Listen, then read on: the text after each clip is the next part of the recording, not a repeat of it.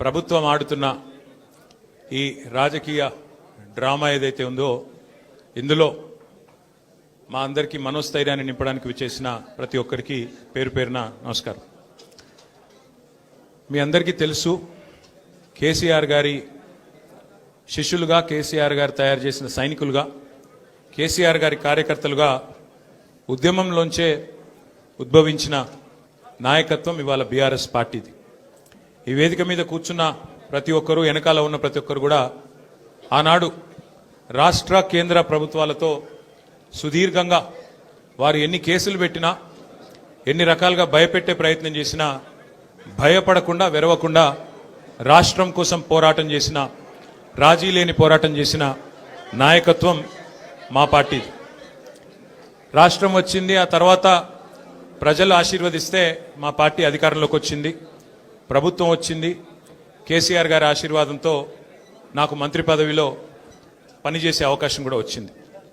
10 ఏళ్ళు కేసీఆర్ గారి నాయకత్వంలో అనుక్షణం తెలంగాణ రాష్ట్రం కోసం, తెలంగాణ రాష్ట్ర అభివృద్ధి కోసం వివిధ హోదాల్లో పరిశ్రమల శాఖ మంత్రిగా, టెక్నాలజీ రంగానికి మంత్రిగా, అట్లాగే మున్సిపల్ వ్యవహారాల మంత్రిగా అనుక్షణం ప్రజల కోసం పనిచేశాం తప్ప, రాష్ట్రం కోసం పనిచేశాం తప్ప ఎన్నడూ కూడా తప్పుడు పనులు, పొరపాటును కూడా చేయలేదు. మా కేసీఆర్ గారు ఎప్పుడు ఒకటి చెప్తా ఉంటారు, రాజకీయం అనేది గేమ్ కాదు, మనకు సంబంధించినంత వరకు మనం తెచ్చిన ఈ రాష్ట్రంలో మనకు ఒక టాస్క్ అని. అంతే నిబద్ధతతో 10 ఏళ్ళు చాలా సిన్సియర్గా రాష్ట్రం కోసం పనిచేశాం. అన్ని రకాలుగా మా నియోజకవర్గాలను ఎట్లా బాగు చేయాలి, మా జిల్లాలు ఎట్లా బాగు చేయాలి, మన పల్లెలు ఎట్లా బాగుండాలి, ఏ టాస్క్ మాకు మా నాయకుడిస్తే, ప్రజలిస్తే దాని నిబద్ధతతో తెలంగాణని గొప్పగా తీర్చిదిద్దేదానికి తాపత్రయపడుతూ అందరం కూడా సమిష్టిగా పనిచేసినాం. మేమెన్నడూ టైంపాస్ కార్యక్రమాలు చేయలేదు. ప్రత్యర్థుల కుటుంబాలను రాజకీయాల్లోకి లాగి, ప్రత్యర్థుల పిల్లల మీద బురద జల్లి, ప్రతిపక్షాల మీద కేసులు పెట్టి, ప్రతిపక్షాలను మరి కావాలని హరాస్మెంట్ చేసి ఆ టైప్లో టైంపాస్ పని చేయలేదు.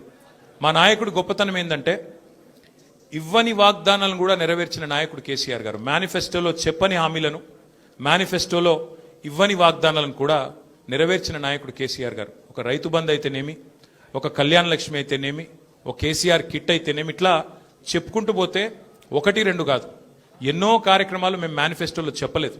కానీ చెప్పకపోయినా ప్రజాహితం కోసం మరి 10 ఏళ్ల పాటు మేము పనిచేశాం.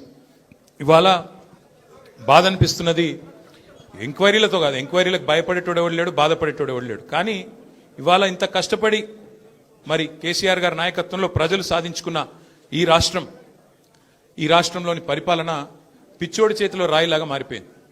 పరిపాలన మీద దృష్టి లేదు, పరిపాలన చేత కాదు, ప్రజలకిచ్చిన హామీలు నెరవేర్చే సత్తా లేదు. అసమర్థుడి జీవనయాత్రలాగా ఈ 2 ఏళ్ళు ఏదో నెట్టుకుంటూ టైంపాస్ చేసుకుంటూ వచ్చినారు. ఒక్కొక్క రోజు ఒక్కొక్క డ్రామా. కొన్ని రోజులు కాళేశ్వరం పేరిట డ్రామా, కొన్ని రోజులు గొర్రెల స్కామ్ అని డ్రామా, కొన్ని రోజులు ఫార్ములా ఈ పేరిట డ్రామా, మరికొన్ని రోజులు ఫోన్ ట్యాపింగ్ అని చెప్పి డ్రామా. ఇవాళ ఒక బాధ ఎక్కడ అనిపిస్తుంది అంటే, చదువు, సంస్కారము, మర్యాద, హుందాతనం ఉన్న ఒక పార్టీ నాయకుడిగా నేను చేసే విజ్ఞప్తి, నేను చేసే ప్రార్థన ఏంటంటే, ఈ పుట్టిన మట్టి సాక్షిగా, అంతరాత్మ సాక్షిగా అక్రమ, అనైతిక పనులు నేనెన్నడూ కూడా చేయలేదు అనే మాట స్పష్టంగా చెప్తా ఉన్నా.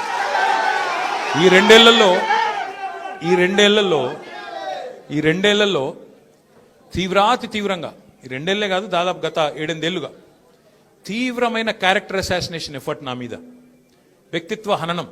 అంటే ఒక కుక్కను చంపే ముందు పిచ్చి కుక్కను ముద్రేయాలని ప్రయత్నం చేస్తారు కదా, నేనేదో డ్రగ్స్ తీసుకుంటానని, నాకేదో హీరోయిన్లతో సంబంధాలు ఉన్నాయని, లేని దిక్కుమాలిన వార్తలు రాసి నన్ను క్షోభకు గురి చేయడమే కాకుండా నా కుటుంబ సభ్యుల్ని, నా పిల్లల్ని, నా వాళ్ళు అనుకునే వాళ్ళందరినీ విపరీతమైన క్షోభకు గురి చేశారు. అయినా కూడా ఎన్నడూ బాధపడలేదు, బయటకు వచ్చి వేరే వాళ్ళలాగా దొంగ ఏడుపులు ఏడవలేదు. నేను నిబద్ధతతో పనిచేసిన నాయకుని కాబట్టి ఎవరికి భయపడకుండా 2 ఏళ్లుగా తలవంచకుండా పోరాటం చేస్తా ఉన్నాను. ఇవాళ నేను ఏదో టెలిఫోన్ ట్యాపింగ్లో ఏదో విచారణ క్రమాన్ని పిలిచారు, బరాబర్ పోతాం, పోయి అడుగుతా. ఏమడుగుతా? ఏం తప్పు చేసింది మా ప్రభుత్వం అని అడుగుతా, ఎక్కడ తప్పు జరిగింది అని అడుగుతా. ఇవాళ వారు సమాధానాలు చెప్పాలి నాకు. గత 2 ఏళ్లుగా ఈ ఫోన్ ట్యాపింగ్ పేరిట ఒక డైలీ సీరియల్ మాదిరిగా అంతులేని కథ మాదిరిగా లీకుల రూపంలో ఏదైతే మా వ్యక్తిత్వ హననం జరుగుతుందో దానికి బాధ్యులు ఎవరు అని అడుగుతా. ఎవరో హీరోయిన్ల ఫోన్లు ట్యాప్ అయినాయని మీరే ఒక 2 నెలలు నడిపిస్తారు డ్రామా. పోలీసు వాళ్ళు, కాంగ్రెస్ పార్టీ వాళ్ళు మీరే లీకులు ఇస్తారు, మీరే రాయిస్తారు, మీరే మళ్ళీ మీదికెళ్ళి మా వ్యక్తిత్వ హననం చేసే ప్రయత్నం చేస్తారు. ఇక వీళ్ళని బెదిరించిండట, వాళ్ళని బెదిరించిండట అని మీరే రాపిస్తారు 2 నెలలు. మళ్ళీ 3వ నెలలో మీరే రాపిస్తారు.